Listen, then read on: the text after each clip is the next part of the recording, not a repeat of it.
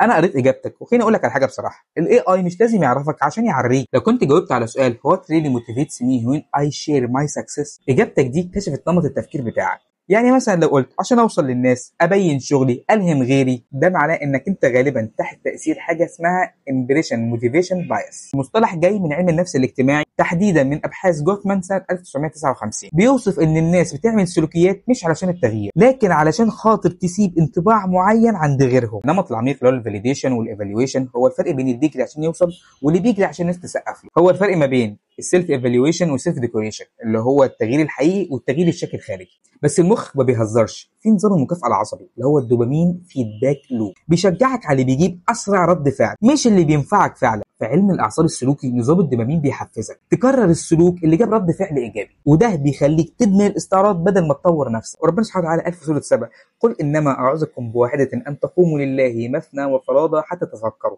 يعني قبل ما تتحرك، قبل ما تنشر، قبل ما تشارك الكلام ده، اسأل نفسك الأول، هل أنا ده بعمله لله سبحانه وتعالى ولا لنفسي ولا علشان خاطر الناس؟ والتفكير هو بداية التحول مش بس الفعل. والذكاء الاصطناعي بيقدر يصنف النمط التفكير بتاعك، يعني 70% للإعجاب الخارجي و30% للتطور النفسي أو الداخلي بتاعك. بس خد بالك، ده مش حكم، وده كوجنيتيف باترن مابينج، يعني تحليل نمط تفكيرك مش شخصيه ثابته. بص يا سيدي، دلوقتي لو انت ما عملتش كل الكلام اللي فات ده، جرب تجاوب على البرومبت وابعت اجابتك للاي اي وخليه يقول لك الحقيقه. البرومبت شكله بسيط بس هو معمول بذكاء وبثلاث اسئله حقيقيين، وبقول له ازاي الريسبونس اللي هيحصل بيني وبينه وهيحلله ازاي ويشتغل عليه. البرومبت بالمنظر ده.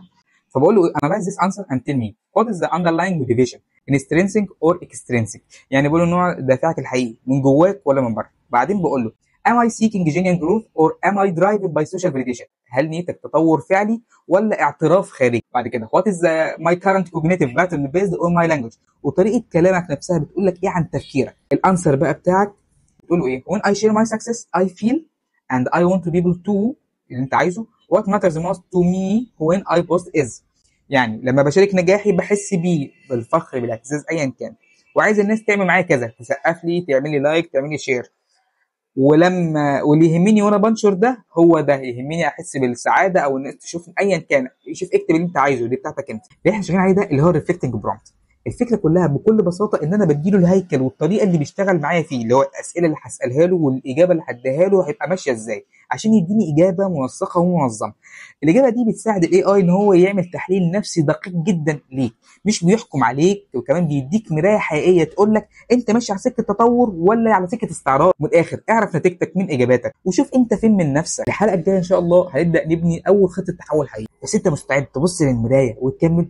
ما تنساش اللايك والفولو والشير لعلنا نستفيد. سلام.